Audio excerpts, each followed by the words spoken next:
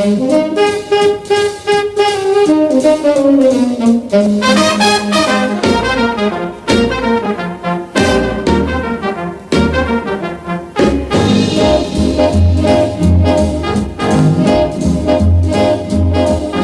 So Easy Productions presents Part 2 of Michael's War, written and performed by Michael Brown, and dramatised in our Malvern studios.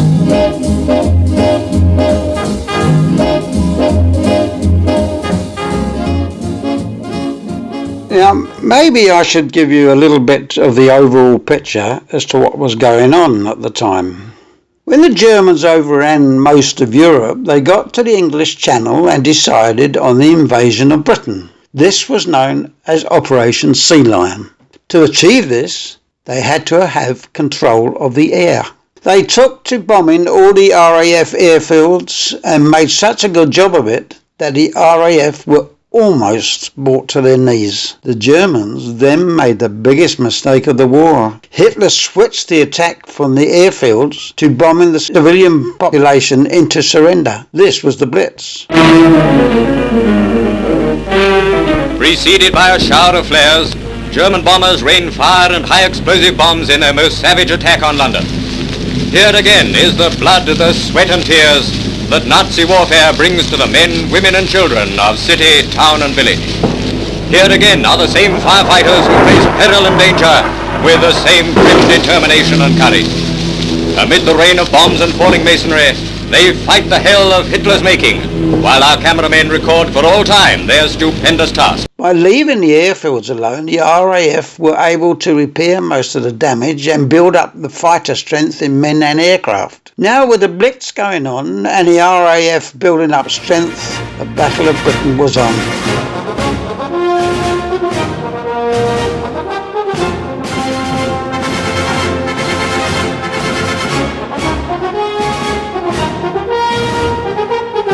At the start of the battle, Germany had 2,600 bombers and fighters. The RAF only 640 fighters. These young boys, mostly aged between the age of 18 and 25, took to the air time and time again against tremendous odds. They were, and still are, our heroes. Churchill said in the House of Commons in June 1940, "What General Weygand has called the Battle of France is over. The Battle of Britain is about to begin. Upon this battle depends the survival of Christian civilization. Upon it depends our own British life and the long continuity of our institutions and our empire. The whole fury and might of the enemy must very soon be turned on us. Hitler knows that he will have to break us in this island or lose the war. If we can stand up to him, all Europe may be freed, and the life of the world may move forward into broad, sunlit uplands. But if we fail, then the whole world, including the United States,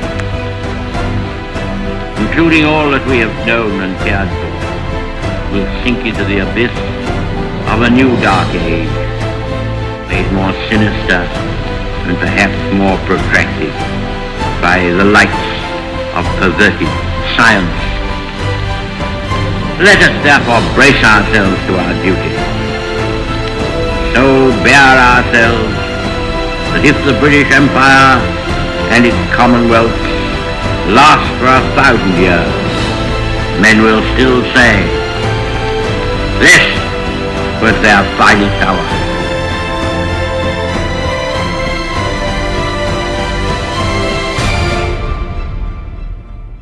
My friends, Alan Edwards, Bobby Bardell and myself formed a gang. Being very original, we called ourselves, yes, the Three Musketeers. We were three tough 6-year-olds.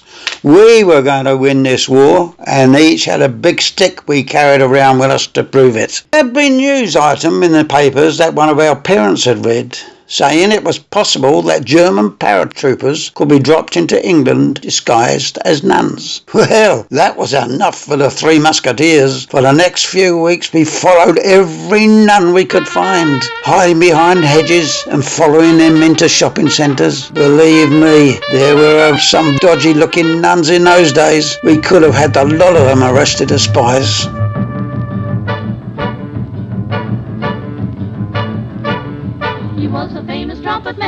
On another occasion, a German bomber crashed on the golf course about 3 miles away. We grabbed our sticks and charged up to the golf course to capture the crew and turn them in as our prisoners. Fortunately for the Germans, the Home Guard got there first and had the bomber cordoned off and the prisoners were removed. But I did manage to nick a piece of foam from the cockpit to add to my collection. All the kids in our street went to see the bomber, including Pat and her friends. On returning to Prestbury Square, all the kids made it to a grassy knoll at the junction of Prestbury and Elmstead Lane. We could see the people in the nearby houses shouting and waving their arms. Then we heard, "Get down! Get down!" Then the Messerschmitt came over at rooftop level with its guns blazing.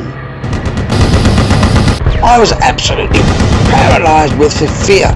I couldn't look up, and then all the bullets started whipping round us, and some of the people ran out of their houses and threw themselves on top of us. God, how brave was that? No wonder the Master Race didn't last long with lousy shots like that. He missed every one of us. All the kids were screaming and crying. And Pat said he wasn't that much of a lousy shot, another foot either way, and he would have got the lot of us. Even at that age, we knew how to give the two-fingered salute to the departing Nazi bastard.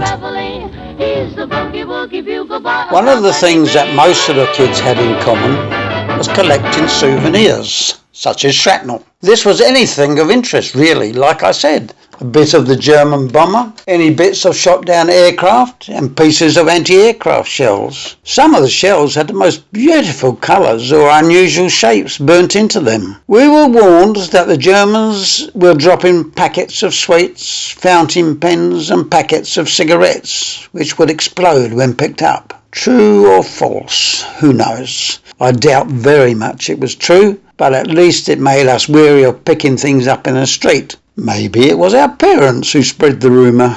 Something that was very eerie in the sky right throughout the war were the barrage balloons.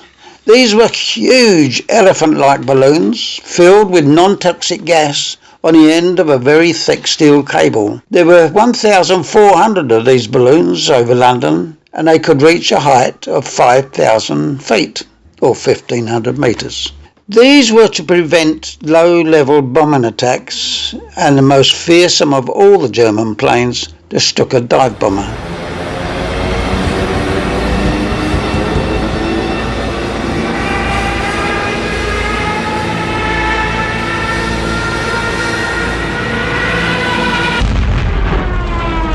The Stuka had screamers on each wing and made a frightful screaming noise as they dived out of the sky. As my 6-year-old friend Alan said, it makes you want to shit and piss yourself at the same time when you hear a Stuka, don't it? But bits of barrage balloons were of great prize for one's collection.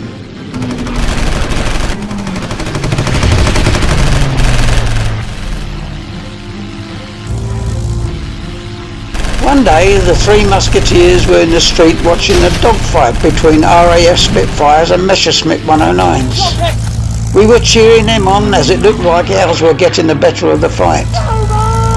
There were a few bombers involved also, and we saw a parachute coming down. It looked like it was coming down in Elmstead Lane, just a few hundred yards from our street. The three of us rushed down the road again to capture the German airman. We were almost at the site and realised it wasn't a man. Somebody screamed, "It's a landmine!" I have never run so fast in all my life. A landmine was one of the biggest bombs to come down on us. When it did hit, it demolished 5 houses in a row.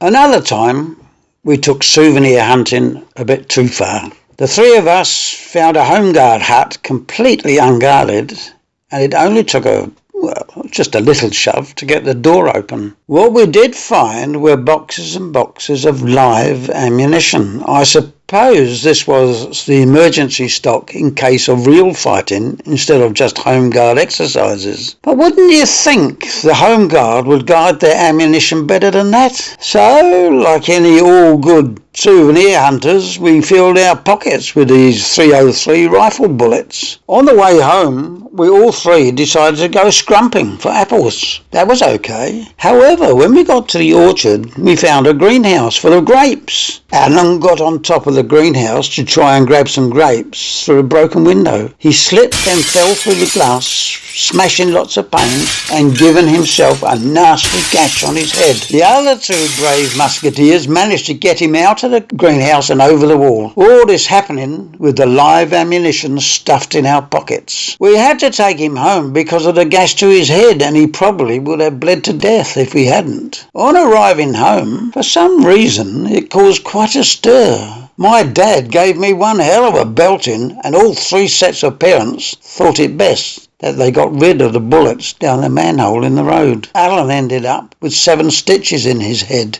I was quite envious of him after that, for as he got a bit older, say 8 or 9, he would tell all the younger kids the scars were where he was injured during the war. I'm sure I could have done that pained expression better than him.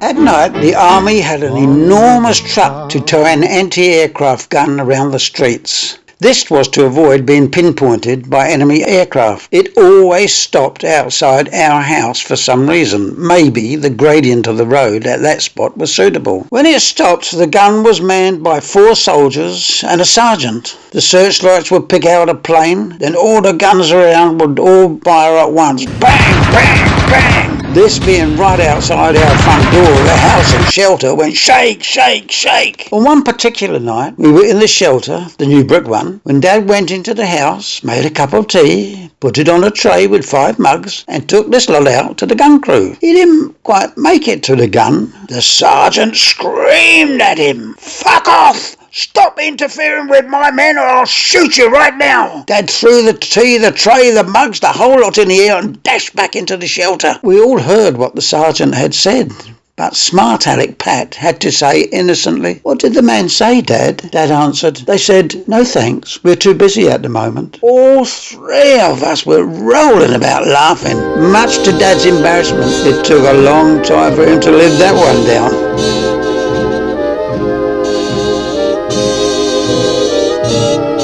As Pat and I were of school age, Mum had to get a job doing war work. So, with hundreds of others, she went to work in Woolwich Arsenal, filling bombs and shells with high explosives. The sulphur in the explosives turned the skin of her hands, face and arms bright yellow. This stayed with her for many months after she left the arsenal, and all the time she was working there, she felt quite ill. She did this for a couple of years until she got a much safer job making parts for fighter aircraft in the old organ works building at Chislehurst. One day in the 1960s I met a lady at Browns Bay who had worked alongside Lucy, my mum, in the arsenal.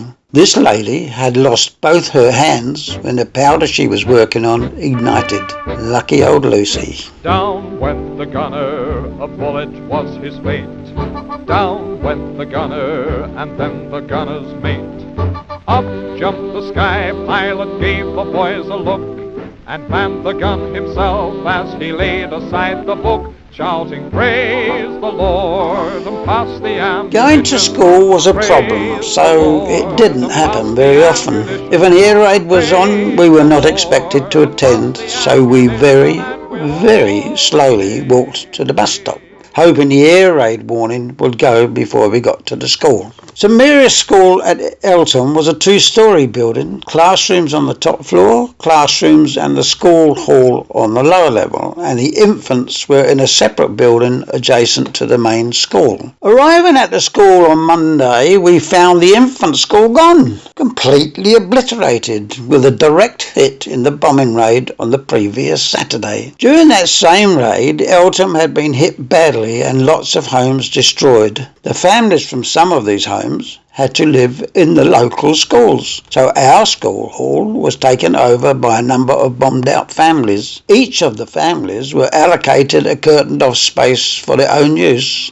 Well, from memory, I think we had about 20 families in our school. Now the infants had to join the other classrooms. So there were 5-year-olds to 15-year-olds all in the same class with only one teacher. Most of my memories of those days at school consisted of having singing lessons about 6 times a day to drown out the sound of the bombing during the air raids. Now how I hate that song, and Uncle Tom Cobley and oh, and Uncle Tom Cobley and all. Hey, old Uncle Tom Cobley and all, old Uncle Tom Cobley and all. Talking about school, on the rare occasions I went to school during the war, it was my job on a Wednesday to hand in our ration books to the store called the Co-op. Mum would collect the rations on the Friday to make sure we had everything we were entitled to. Now this unfortunate Friday, Mum arrived at the Co-op to find no ration books, no food for the week. She rushed round to the school only to find her little Michael happened to be absent that day. My mates tried to cover for me, but she insisted on going up to my classroom where she found the ration books in my desk. Funny that. I had forgotten to put the books in at the Co-op on the Wednesday. After Mum had gone back to the Co-op and got some rations for the week, but not the full amount by any means, she went home to wait my arrival.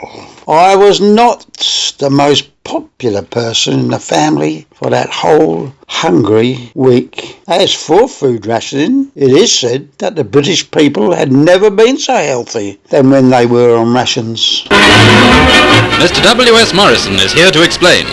Now that you're receiving your ration books, he tells you what you should do now and what you may have to do if the need should come. These little books may seem a bit complicated at first, but their purpose is quite simple. They mean that if, in the course of the war, we are short for a time of this or that article of food, rationing will give everyone, rich and poor alike, an equal share of all that's going. We each had a ration book and coupons for all the food items. For example, if I handed my book over the counter and asked for my 1 egg for the week, it was then crossed off, cut out of the book. So I couldn't go to another store and ask for an egg. Greedy thing. It was much easier to hand in all the books for the family at the shop and then collect it all on one day, provided nobody forgot to hand in the books. Now, I'll just give you an example of some of the rations that we were entitled to, and I'll give them to in pounds and ounces. You can convert it yourself to metrics. Meat or sausages, this is per week, £1 3 ounces. Bacon or ham, 4 ounces. Milk, 3 pints a week, or alternatively you could have 1 packet of milk powder for the month. Butter, 2 ounces. Margarine, 2 ounces. Fat or lard, 2 ounces. Tea, which was for adults only, 2 ounces. 1 egg a week, or you could have a packet of powdered egg for a month, 1 packet. Jam, 2 ounces. Sugar, 3 ounces. Cheese, 1 ounce. 1 ounce is what I eat in about 1 mouthful these days. Sweets, 3 ounces. Now that was all very well in theory, but due to the U-boats sinking most of our ships, a lot of this food just didn't make it to the shops. So all these 2 or 3 ounces of things were just figments of imagination in some weeks. One thing's for sure, we never saw a sweet or chocolate until the end of the war in 1945, and the margarine absolutely stank and was inedible.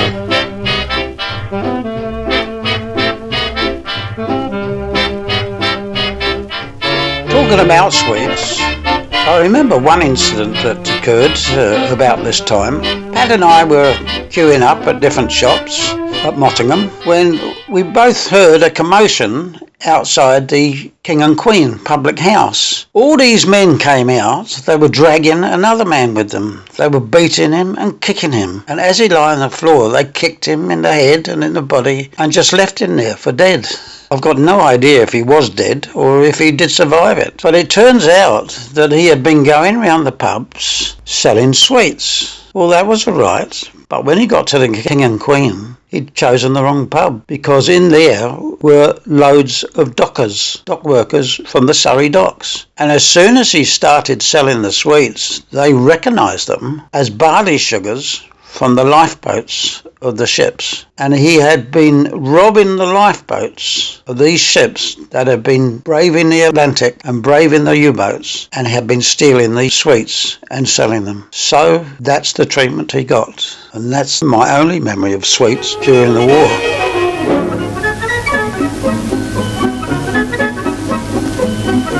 Mum used to take Pat and I shopping. She would put me in the longest queue, Pat in the next longest, and she went to the smallest queue. It didn't matter what we were queuing for. If it was a food shop, we needed it. The biggest queue was always at the butcher's, where the biggest shortage was. I was never one to save anything. All the family would use their butter ration very sparingly and make it last the whole week. But I would have none of that. I used my week's ration in one day just to get that real taste of butter. The rest of the week, I just had dry bread.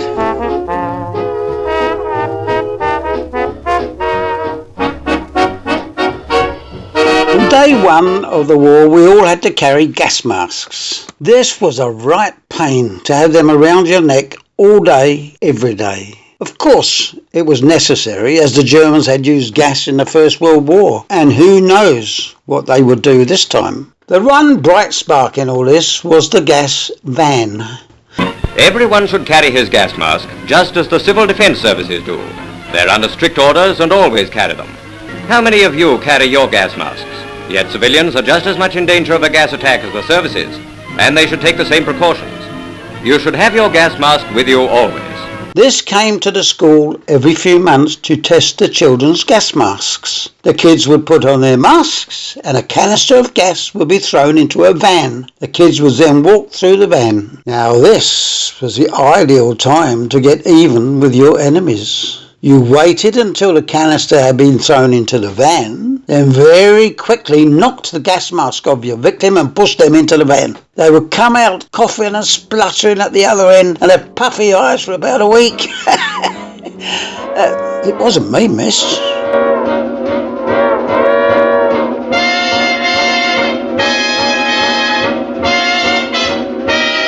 In 1942, at 7 years old, I was what was commonly referred to as being bomb happy. This consisted of all the twitches and shakes imaginable, and I was still wet in the bed. If we were out with our parents, Pat would always say, "Mum, I'm not walking with him. He's showing me up." I was sent to St Dominic's Convalescent Home in Surrey. A 2-month complete rest. That was a joke. We had to polish the floors of the dormitories and corridors every morning with long poles with clothes on them. These were called bumpers. After bumpering for an hour or so, we had breakfast. The same breakfast every morning. Porridge with salt. Oh, I hate porridge with salt. I was very pleased when the 2 months were up. Whew. Thank goodness I was able to get back to the war for a rest. I now see St Dominic's is still functioning as a Catholic boarding school, but now at £38,000 per annum, I would have been willing to give my threepence a week pocket money to have missed the experience. I bet these rich kids don't do bumpering. Mother dear, I'm writing you from somewhere in France, hoping this finds you well.